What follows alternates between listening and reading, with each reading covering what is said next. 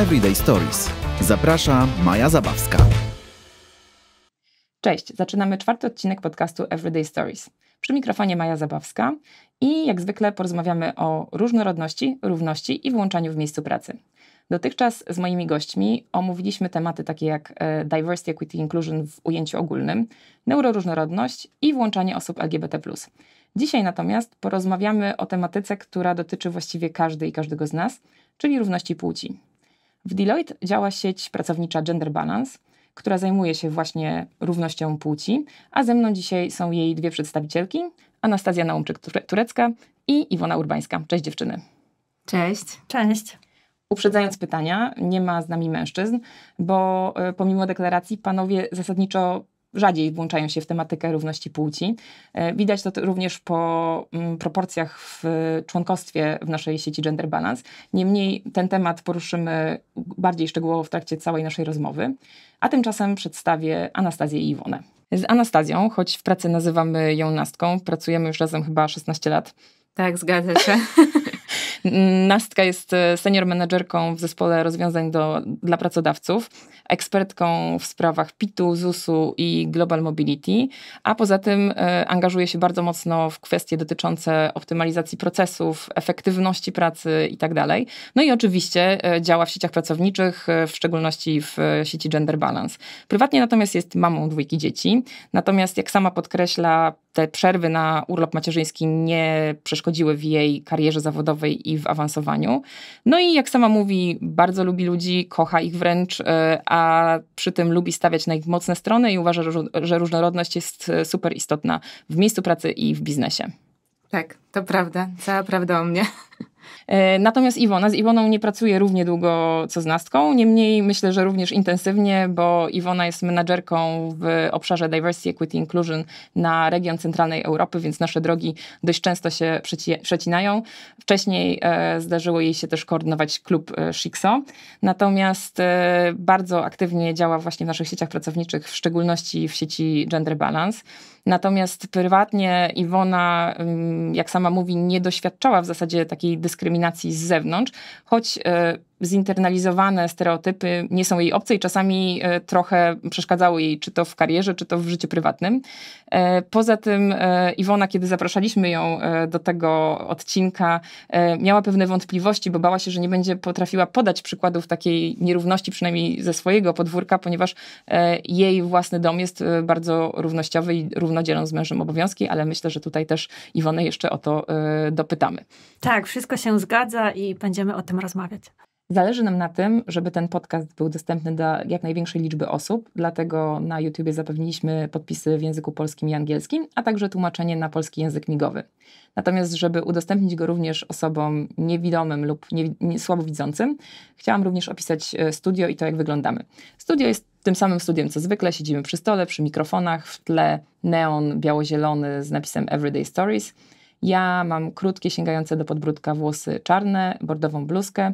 Natomiast moje gościnie, Nastka, ma długie, ciemnobrązowe włosy, sięgające za ramiona, ma beżową marynarkę, czarną bluzkę, złoty łańcuszek, niebieskie oczy.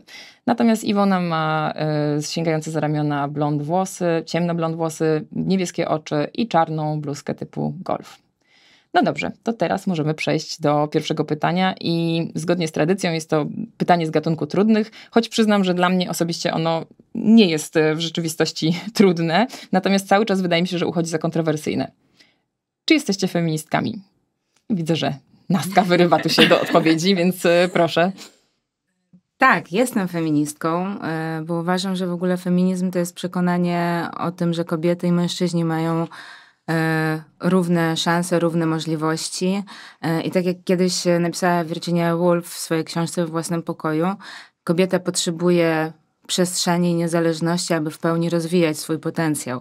Więc dla mnie nie jest to walka przeciwko mężczyznom, feminizm, tylko dochodzenie do tego, co jest dostępne zarówno dla mężczyzn, jak i kobiet. I korzystanie z tych samych praw, bo niezależnie od płci wszyscy mamy te same prawa i możliwości. Dzięki, Nastka. A ty, Iwona?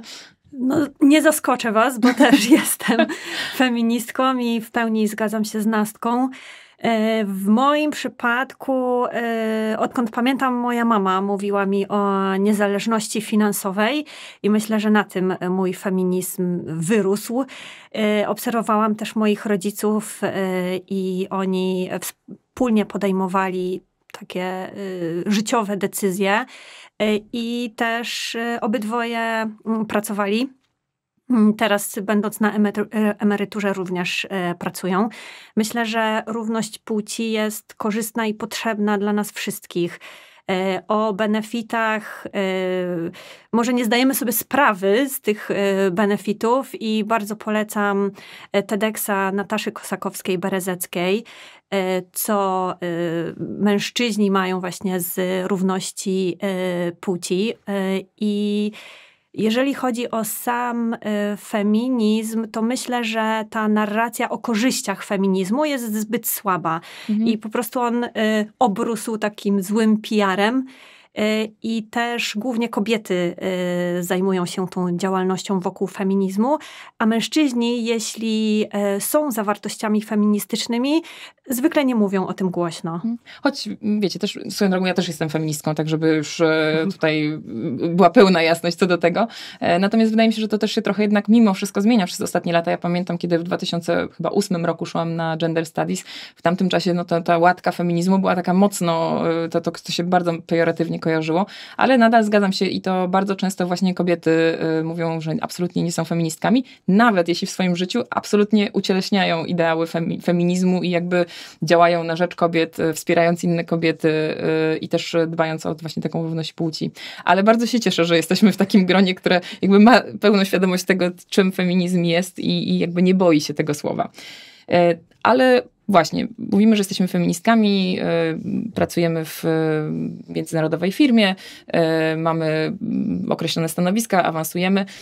Mimo to, jeżeli spojrzymy sobie na większość organizacji, poza bardzo specyficznymi, gdzie na przykład po prostu jakby są to bardzo sfeminizowane struktury, tak naprawdę jest pewna piramida, którą można zaobserwować, czyli zaczyna na przykład, i tak też jest na przykład w naszej firmie, zaczyna u nas 60% kobiet, a im idziemy wyżej, tym tych kobiet jest mniej, zwłaszcza na tych topowych stanowiskach.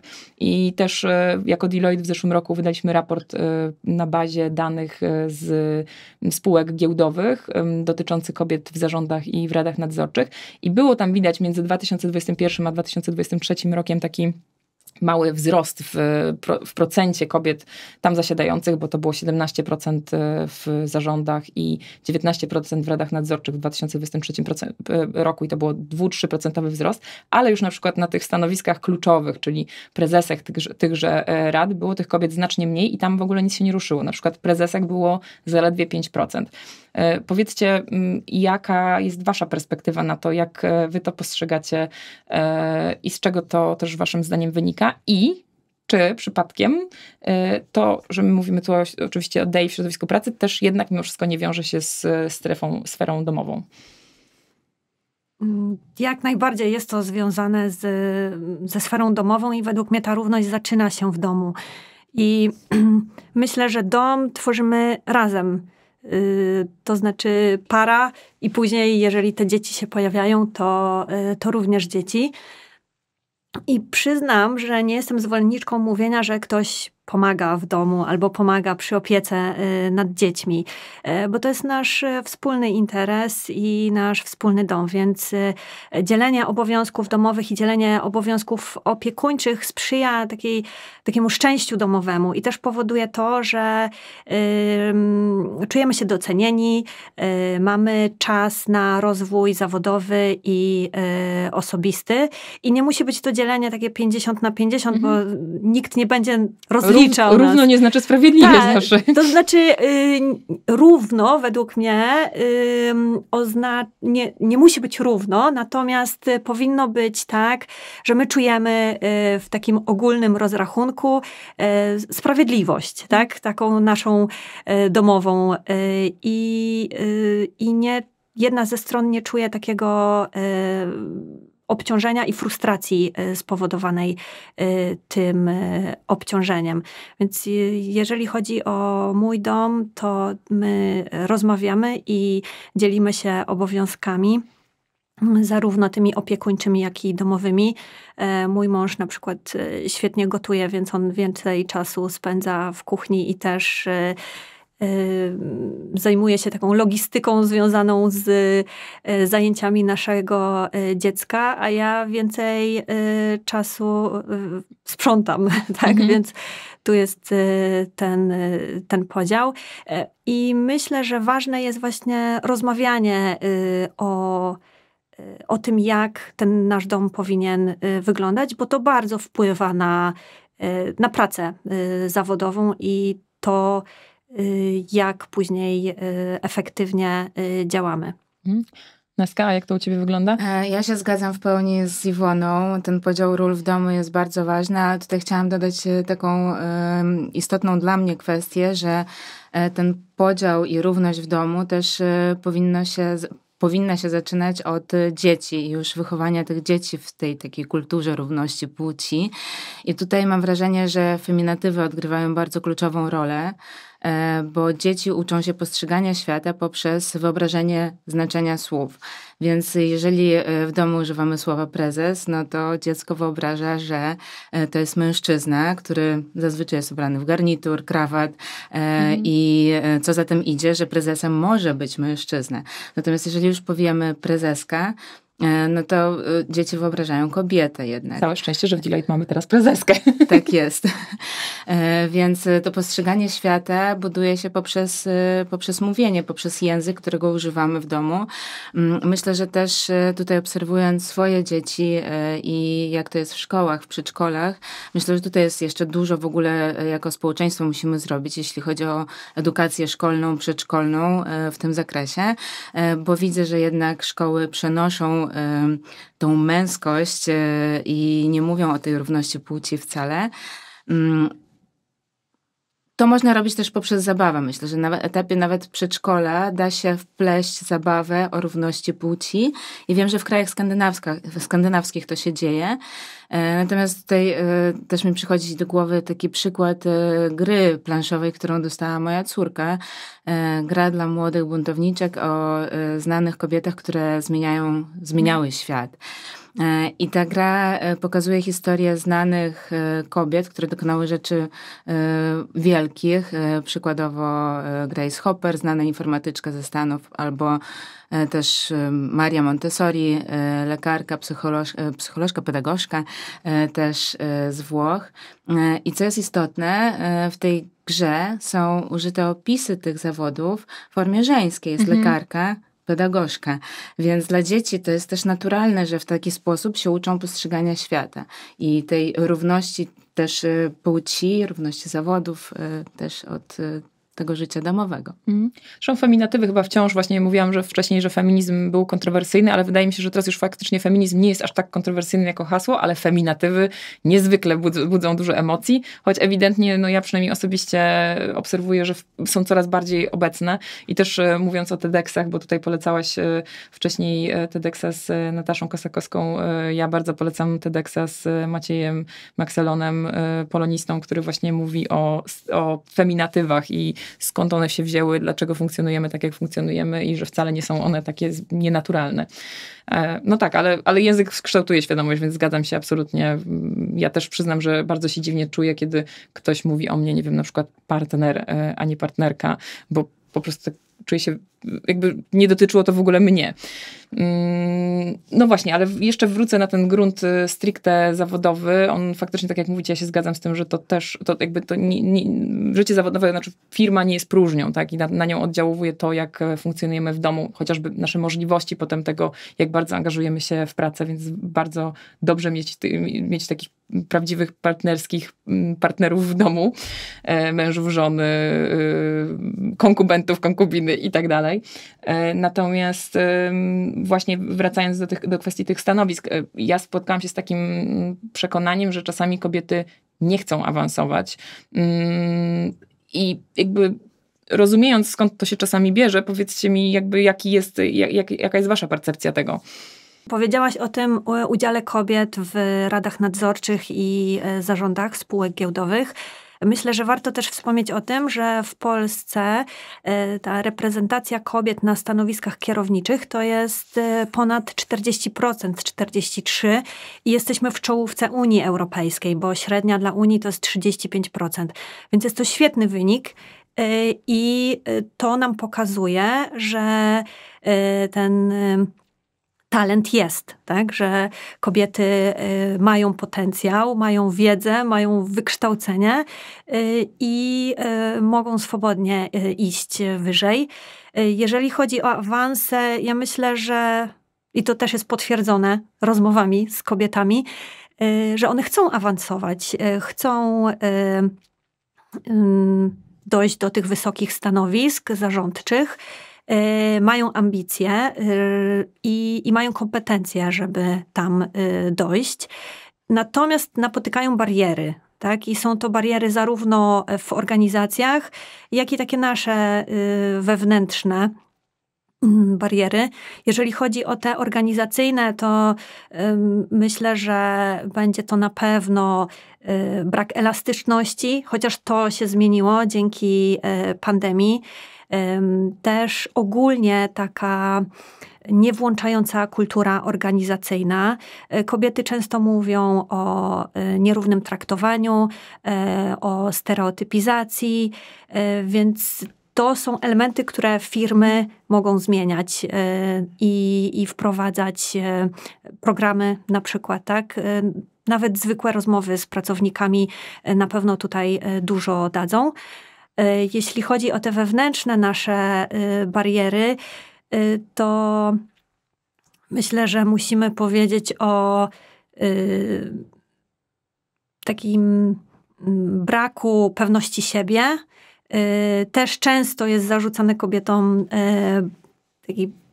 to, że nie podnoszą ręki, tak? Nie mówią o tym, że chcą awansować, nie mówią o swoich aspiracjach. Ale też myślę, że trzeba pamiętać o pewnych kwestiach związanych na przykład z obowiązkami opiekuńczymi. Czyli jeżeli jesteśmy obciążone zajmowaniem się domem i dziećmi, to nie będziemy miały energii, żeby o ten awans się ubiegać. I tutaj już wracamy do tego pytania, na które wcześniej odpowiedzieliśmy, że ten podział i wspólne dbanie o dom jest kluczowe. Tak, w pełni się też zgadzam z Iwoną o tym, co ona mówiła. Natomiast tutaj myślę, że to zjawisko w ogóle tej dysproporcji jest głęboko zakorzenione w kulturze organizacyjnej i myślę, że dobra kultura organizacyjna wspierająca tą inkluzywność i mająca te takie wartości, które pomagają zmieniać tą inkluzywność, równość i tak dalej, jest tutaj kluczowa, bo jeżeli mówimy o tej równości na poziomie organizacji, no to zaczyna się ona budować od wartości firmy i od tej kultury organizacyjnej. Też myślę, jako zwolenniczka w ogóle talentów i rozwoju osób poprzez rozwój talentów, myślę, że w organizacji też kluczową rolą jest wspieranie rozwojów talentów i kompetencji wszystkich osób, nie tylko kobiet. Myślę, że tutaj też bardzo ważny jest system ocen przy tych talentach, przy ocenianiu tych osób w procesach podejmowania decyzji o awansach. Powinny być jakieś podstawowe kryteria oceny tych osób właśnie w procesach awansowych chociażby, albo rekrutacyjnych nawet. Natomiast ja, chociaż wiem, że to jest bardzo kontrowersyjne, natomiast ja w ogóle uważam, że powinniśmy podchodzić do każdego indywidualnie bardzo i spojrzeć szerzej na taką osobę. Spojrzeć, czy ma jakieś talenty wykraczające poza te, brzydko mówiąc, KPI-e nałożone przez organizację, czy potrafi coś więcej, czy jej talenty się mogą przełożyć na organizację, na wzrost tej organizacji, na rozwój zespołów, na pracę w tych zespołach. Więc myślę, że dla mnie to jest bardzo kluczowe. Też z perspektywy kobiety i matki, która godzi albo pogodziła może tak rolę macierzyństwa z z bycia ambitną osobą w pracy i chcącą się rozwijać w tej pracy, osiągać jakieś cele w tej pracy. Myślę, że to jest bardzo trudne. Ja o tym chcę głośno powiedzieć, że to jest trudne i myślę, że dla każdej kobiety to jest trudne. Natomiast tutaj też, wracając jeszcze do tej kultury organizacyjnej, myślę, że niezwykle istotne jest, kiedy organizacja wyciąga rękę do takich osób i w jakiś sposób wspiera czy to kobiety, czy to mężczyzn też, w różnych programach oferując wsparcie. Chociażby taki mentoring rodzicielski, który dla mnie osobiście był niezwykle istotny, jak wracałam do pracy po urlopie macierzyńskim. I teraz jesteś zresztą mentorką w tym samym programie. Tak, jeszcze właśnie a propos mentoringu rodzicielskiego i tym, że jestem mentorką, to jak wróciłam z pierwszego urlopu macierzyńskiego dostałam ogromne wsparcie od organizacji i też dostałam od razu awans na stanowisko menedżerskie. I kolejny swój awans na stanowisko starszej menedżerki dostałam tuż przed odejściem na urlop macierzyński, na zwolnienie lekarskie związane ze swoją drugą ciążą. Więc tutaj mam takie poczucie, że pomimo to, że szefowie dostrzegli, wcześniej jeszcze szefowie, bo to był i mężczyzna i kobieta razem, dostrzegli te moje kompetencje i moją wartość, którą mogę dać dla firmy, ale myślę też, że kultura organizacyjna pozwoliła na danie awansu komuś, kto dopiero co wrócił z tego urlopu macierzyńskiego albo za chwilę tej osoby nie będzie. Więc dla mnie osobiście i z doświadczeń jest to bardzo ważne. Dużo dziewczyny mówiłyście na temat kwestii macierzyństwa, urlopu macierzyńskiego, choć myślę, że trudno chyba do końca nazywać go urlopem, czy to jest urlop macierzyński, czy rodzicielski. Same zresztą pewnie dobrze o tym wiecie. Natomiast zwykle faktycznie ten temat wiązany jest z kobietami i również w organizacjach często jest przez ten pryzmat, na niego się przez ten pryzmat patrzy. Natomiast zgodnie z danymi ZUS-u w pierwszym półroczu 2024 roku 22 000 mężczyzn skorzystało z urlopu ojcowskiego, co było znacznym wzrostem w stosunku do poprzedniego roku 2023, gdzie przez cały rok z tego urlopu skorzystało 19 000 ojców. Powiedzcie, co myślicie właśnie o tej kwestii i o tym, jak potencjalnie może się zmieniać rzeczywistość i kobiet, i mężczyzn i w kwestii właśnie równości w miejscu pracy właśnie przez to, że mężczyźni chyba coraz bardziej jednak zaczynają funkcjonować właśnie w rolach ojców również społecznie. Tak, jest coraz więcej ojców, którzy ten urlop biorą i trzeba jak najwięcej o tym mówić, pokazywać role models. My w firmie od 3 lat podkreślamy Międzynarodowy Dzień Mężczyzny w listopadzie i w zeszłym roku naszymi bohaterami byli ojcowie, którzy zdecydowali się na dłuższą przerwę, gdy pojawiło się dziecko i była to przerwa od 3-4 miesięcy do 2 lat. Opowiedzieli swoją historię, dlaczego zdecydowali się na taki urlop i jak zachęcają swoich kolegów. I myślę, że te przykłady osób, które są blisko nas, to może być to kolega z biurka obok, są niezwykle istotne, bo to nam pokazuje, że właśnie osoba w tej samej firmie przeszła, ma takie doświadczenia i ja też mogę to zrobić. I wspomniałaś o urlopach rodzicielskich, macierzyńskich. Też ten język jest ważny. To urlop macierzyński często używamy bardzo tak uogólniając na całą przerwę, która jest dedykowana po pojawieniu się dziecka. Natomiast to jest tylko 20 tygodni, a reszta to jest rodzicielski, który rodzice mogą podzielić między sobą. Więc myślę, że też edukowanie w tym zakresie, ten język wiadomo kształtuje nasze podejście. Poza tym myślę, że nie każdy jest ekspertem w prawie pracy i też rola HR-ów w firmach jest taka, żeby informować pracowników, jakie benefity, jakie świadczenia, jakie urlopy są dostępne, gdy dziecko się pojawia. Więc taka strona informacyjna na przykład, czy sesje z działem HR.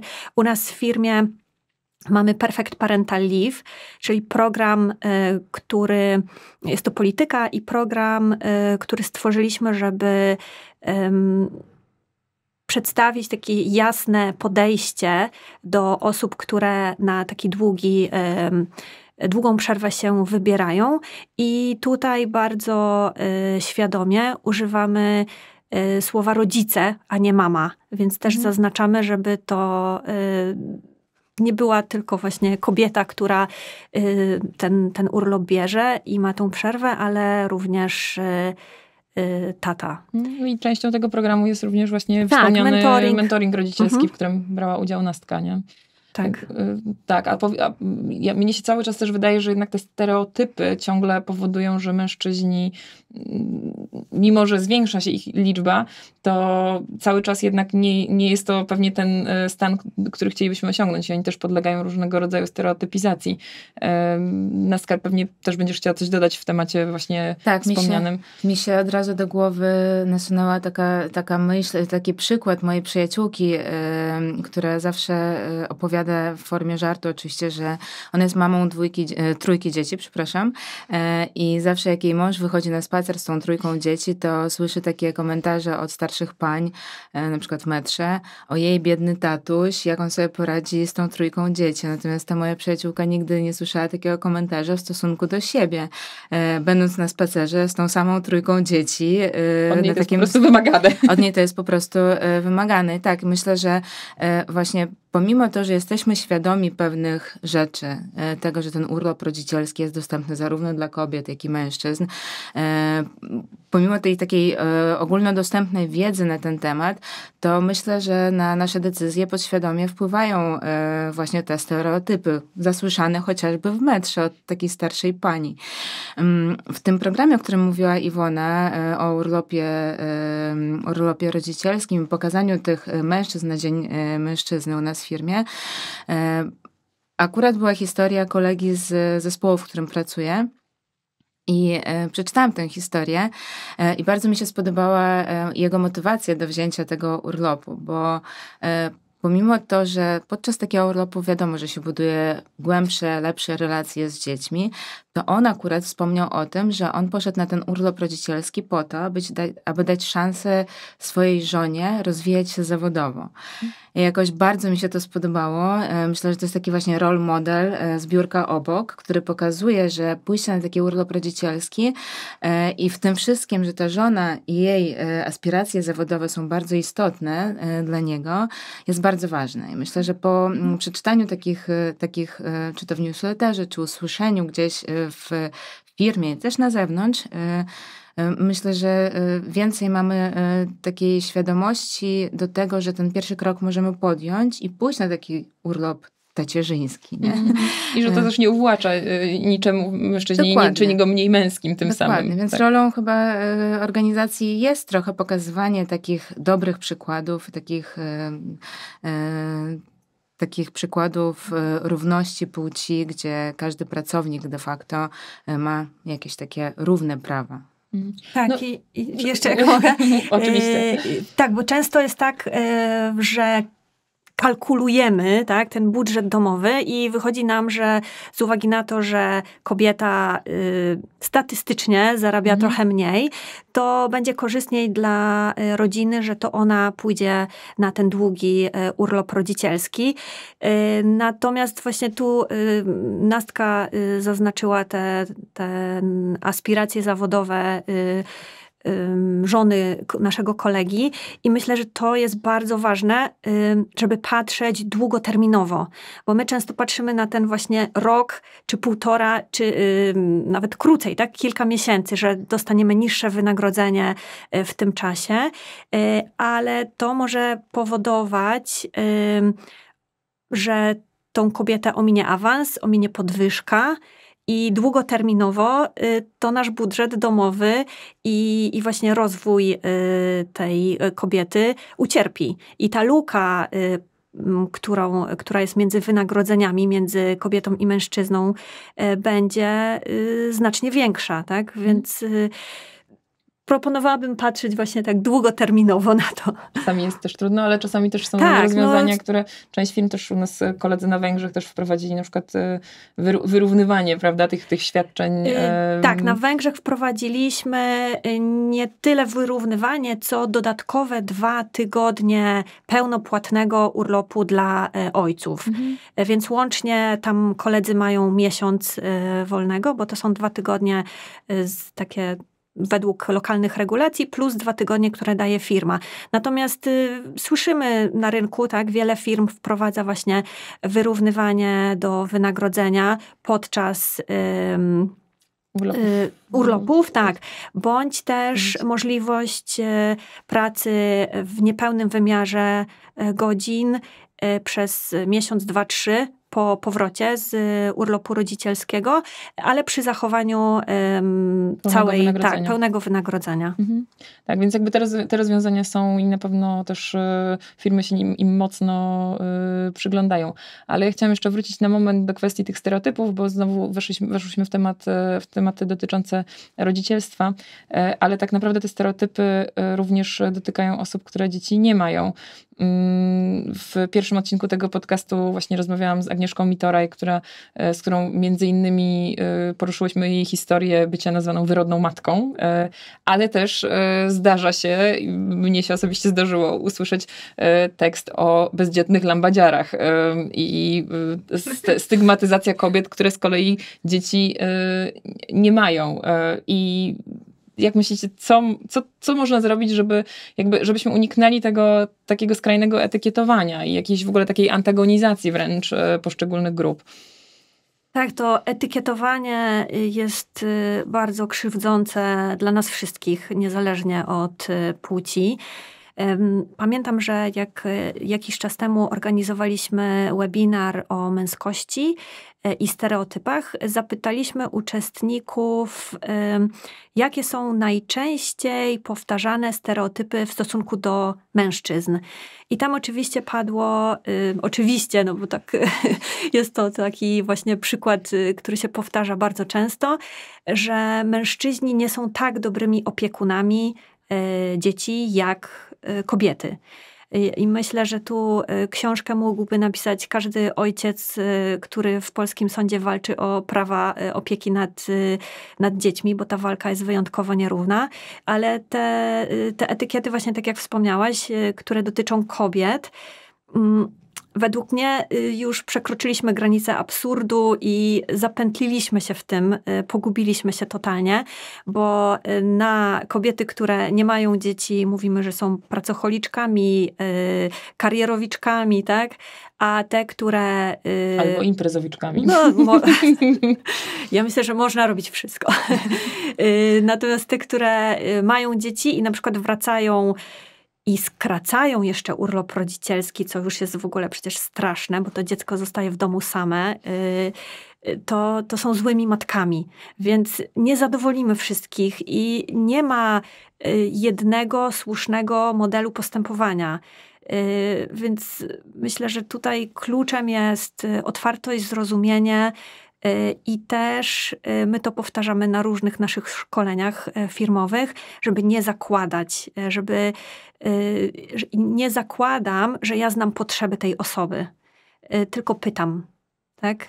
Jeżeli jest na przykład ojciec, któremu pojawiło się dopiero co dziecko, czy ktoś pyta go, czy on zgadza się na wyjazdy służbowe częste? Myślę, że znacznie rzadziej on otrzyma to pytanie, niż mama, która wróciła po rodzicielskim. I tutaj zakładamy, że ona nie będzie chciała wyjeżdżać i nie będzie chciała podjąć trudnych projektów. Widzę, że Nastka już się pali, żeby dodać coś w tym temacie. Tak, etykietowanie takie właśnie, czy to ze względu na w ogóle wybory życiowe, czy to życie bez dzieci, czy to życie w związkach nieformalnych, czy to wychowywanie dzieci przez ojca, czy to właśnie matka godząca rolę super przedsiębiorczej osoby, rozwijającej się zawodowej i tego macierzyństwa z dziećmi w ogóle wynika ze społecznych stereotypów. Więc na szczęście mam taką myśl, że na szczęście da się z tym walczyć i da się budować inną narrację trochę wokół tego. I mam tutaj na myśli jakieś akcje społeczne chociażby, które są przeprowadzane w różnych krajach. Przykładowo kiedyś mi się rzuciła w oczy taka akcja społeczna w Szwecji akurat, która mówiła o equal parenting, o tym, że z tego wychowywania dzieci przez ojców i matki korzystają dwie strony, zarówno ojcowie, jak i matki. I że to równouprawnienie w tym wychowywaniu jest bardzo ważne. Też w mediach coraz mniej widzimy już kobiet reklamujących produkty do sprzątania domu. Jednak się pojawiają też mężczyźni, którzy przykładowo trzymają w ręce Dysona i sprzątają ten dom. Także myślę, że to jest bardzo istotne. Też poprzez wprowadzanie różnych zmian w przepisach prawa. Mamy chociażby ten urlop rodzicielski. W niektórych krajach jest on obowiązkowy dla mężczyzn i muszą z tego skorzystać, bo inaczej po prostu przepadnie. Też przepisy, które mówią o równości płac, gender pay gap, które też mają wejść w życie i też regulują nam w jakiś sposób tą równość. Nie bez znaczenia, moim zdaniem, też jest biznesowe podejście do tego tematu, które obala te wszystkie stereotypy, przypisywane łatki do każdej z tych osób. Czyli wprowadzenie jakichś programów mentoringowych, wprowadzenie elastycznego czasu pracy dla wszystkich, a nie tylko dla kobiet wracających z urlopów macierzyńskich. Chociażby. Wprowadzanie mentoringów różnego rodzaju dla kobiet i mężczyzn. Wprowadzanie jakichś takich rozwiązań dla związków nieformalnych. Tutaj patrzę na Maję i myślę o naszej firmie. Myślę, że to jest też kluczowy element. Natomiast oprócz organizacji biznesu, to też, jak już wspomniałam wcześniej, dla mnie w ogóle ten temat się zaczyna od wychowywania w domu i od wychowywania w szkole, zaczynając od dzieci, od szkół, przedszkoli. To jest też istotne, w jakim środowisku dzieci dorastają, bo te stereotypy później łatwo jest obalić, bądź nie zwrócić na nie uwagi, jeżeli poprzez wychowanie wpajano nam jednak, że to jest okej, żeby mieć tę różność, żeby...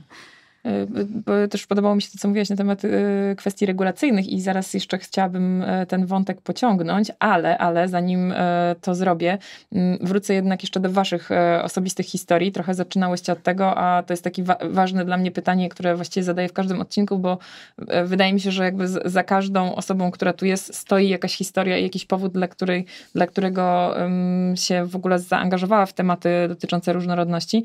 I chciałam zapytać o wasze takie właśnie wasze wychowanie i wartości, które były, a propos wartości, wam wpajane w domu, które was doprowadziły teraz do tego miejsca. Nie wiem, która z was chce pierwsza zacząć? Mogę zacząć.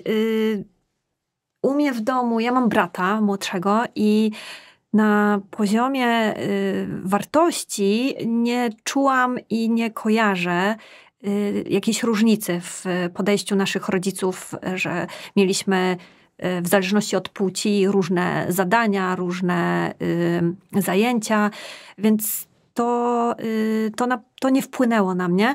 Natomiast to wychowanie w latach 80. i 90., te takie społeczne role, też edukacja w tamtych latach i etykietowanie, myślę, że to było kluczowy element, który spowodował, że narosły we mnie pewne przekonania co do płci oczywiście. Czyli to, że jestem grzeczną, posłuszną dziewczynką, wzorową uczennicą i to doprowadziło mnie do perfekcjonizmu, chociaż mam wrażenie, że perfekcjonizmu już się wyzbyłam, ale on był obecny, a z kolei ten perfekcjonizm był taki, bardzo mocno wpływał na strach przed popełnieniem błędów, nawet kwestionowaniem czyichś opinii, no bo przecież ja muszę słuchać, ja jestem grzeczna i robię to, co mi mówią, tak, że mam robić, no bo tak było w szkole za moich czasów. Też to podejście, że się nie wychylamy, no bo po co, jeżeli jestem dobra, to mnie zauważą. Nieważne, gdzie ja jestem, to dobrze robię to, co mam robić, to zostanę zauważona. I Nastka wspominała właśnie te stereotypy. To są rzeczy, które ja mam wrażenie, że teraz jesteśmy znacznie bardziej świadomymi rodzicami i ja osobiście w domu bardzo zwracam uwagę, żeby etykiet nie używać. Nie mówię do mojego dziecka, że jest grzeczny, że jest jakiś. Skupiam się na zachowaniu, tak? Że coś źle zrobił, źle się zachował. Bo sama odczułam bardzo mocno na sobie, jak te etykiety wpłynęły na moje życie i przez wiele lat to była taka praca nad samoświadomością i wyzbyciem się tych przekonań. Też analiza, skąd to się pojawiło, dlaczego ja tak myślę. I nie chcę, żeby po prostu moje dziecko przez to przechodziło. Nastka, a w twoim przypadku ty miałaś trochę inne wychowanie. Tak, ja może co do zasady zgadzam się ze wszystkim, co mówiła Iwona o tym wychowaniu w tych latach, kiedy wpajano pewne jakieś takie schematy i tak dalej. Natomiast ja zostałam wychowana przez kobiety w domu, gdzie były same kobiety. Mieszkałam w domu, gdzie była babcia, mama, siostra. Nie było żadnego mężczyzny, tak się złożyło. Natomiast i mam poczucie, że to wychowanie przez kobiety dało mi taką ogromną siłę, że kobieta potrafi. Kobieta potrafi nie tylko ugotować, posprzątać i zrobić takie typowo domowe prace, lecz kobieta utrzymuje dom, jest niezależna finansowo, potrafi zrobić jakieś prace takie w stylu wbicie gwoździa i tak dalej, i tak dalej. Więc myślę, że to po prostu z doświadczenia mojego tak się złożyło i dlatego zawsze uważam, że kobieta powinna być niezależna i dbać o swój własny rozwój, niezależna finansowo, ale też w ogóle niezależna, walczyć o te swoje prawa i możliwości, bo każdy z nas ma takie same prawa, co powtarzam już po raz drugi, ale bardzo mocno we mnie to siedzi. To przekonanie o tej równości i o tym, że każdy może. Myślę, że to wyniosłam z domu rodzinnego i z takiego wychowania. Oczywiście staram się przekładać to na życie teraz we własnym domu, z własnym mężem i z dziećmi.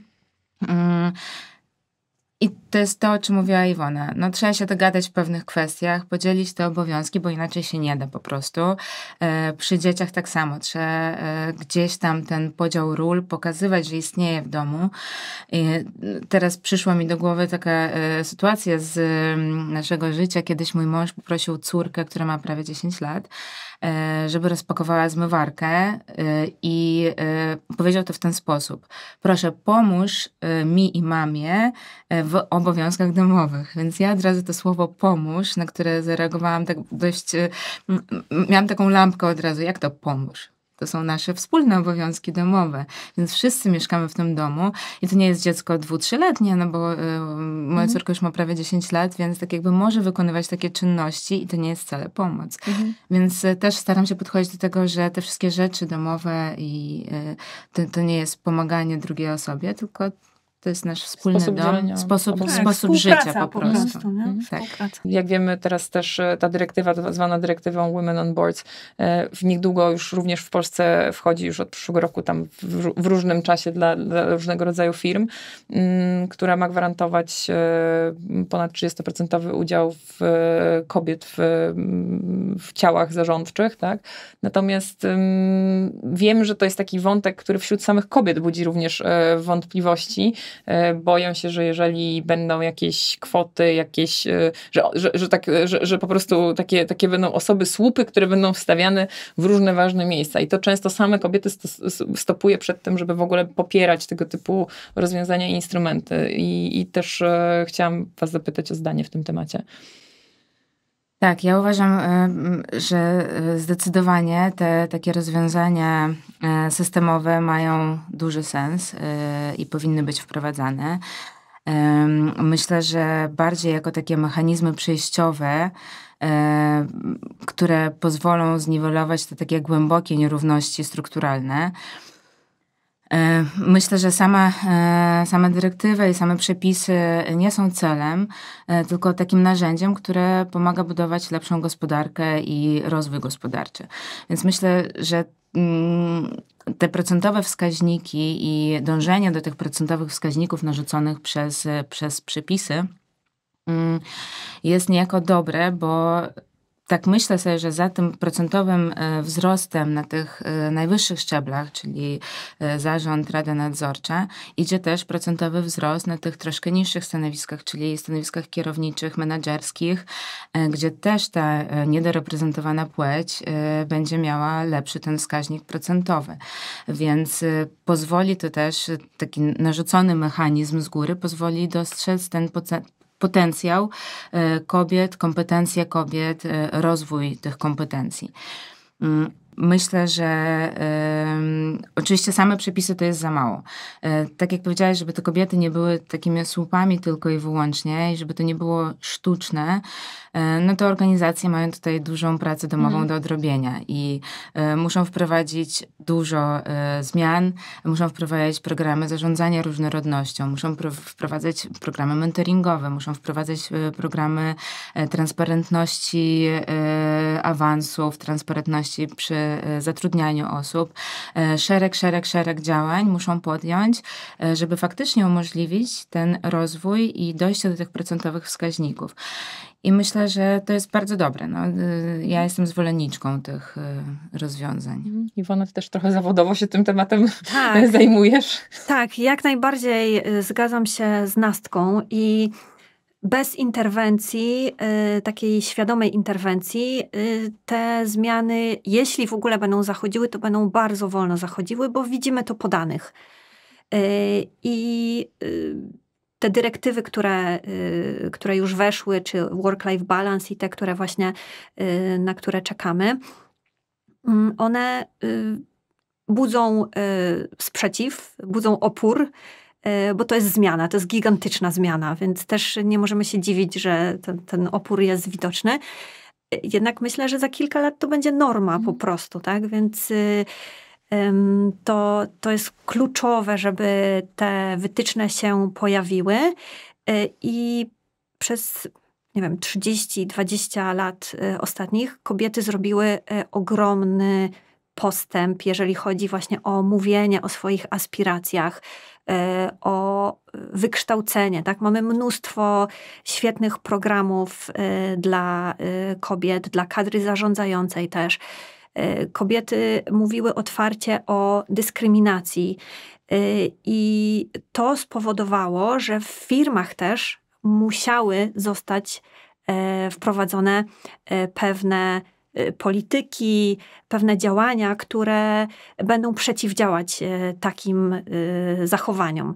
Więc my już jesteśmy w zmianie, jakby ta zmiana się dzieje cały czas i też jestem za tym, że jeżeli widzimy taką dużą różnicę, tak? Bo tak jak wspominałyśmy wcześniej, na stanowiskach kierowniczych jest ponad 40% kobiet, natomiast te zarządy nadal mamy bardzo dużo do zrobienia, więc bez tego systemowego podejścia i zaplanowania działań, które firmy muszą wykonać, nie jesteśmy w stanie szybko ruszyć.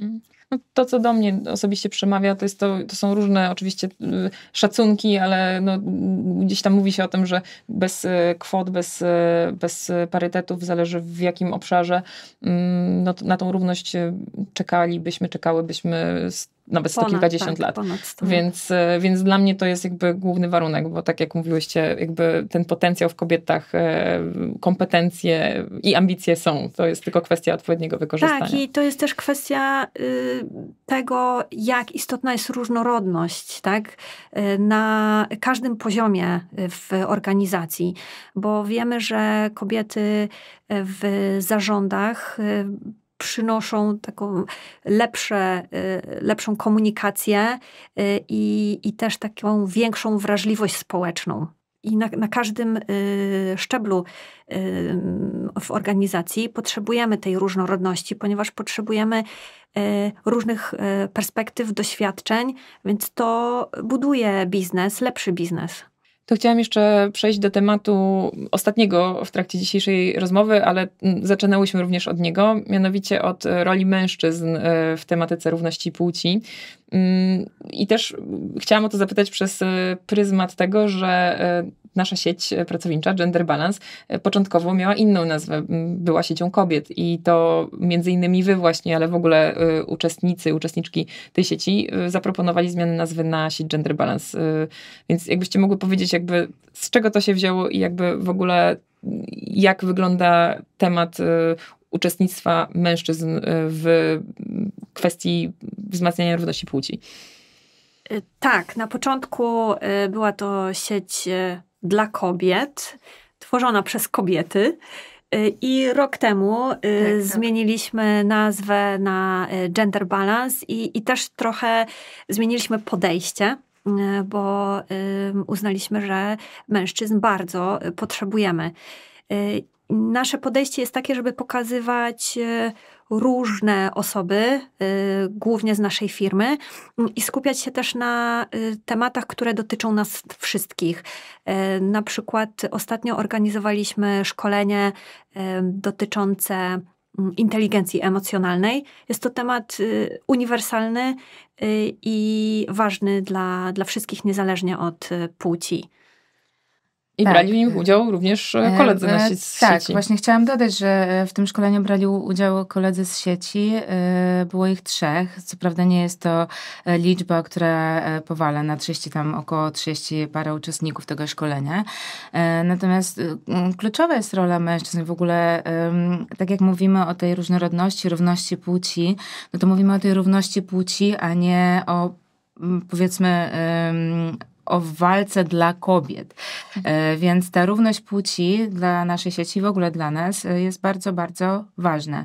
I ci mężczyźni powinni być z nami jako sojusznicy, ale nie tylko. Jako uczestnicy tej zmiany, którą, jak widzimy, jeszcze nie zaszła do końca i ciągle się to wszystko dzieje, ta zmiana dotycząca równości płci w świecie, w organizacji. To tym takim wspólnotowym akcentem myślę, że zakończymy dzisiejszy podcast. Ja wam bardzo dziękuję za udział. To była prawdziwa przyjemność. Jednocześnie mam nadzieję, że nasi słuchacze i widzowie będą mieli możliwość zainspirować się, trochę może pomyśleć o pewnych aspektach związanych z różnorodnością i do zobaczenia w następnym odcinku.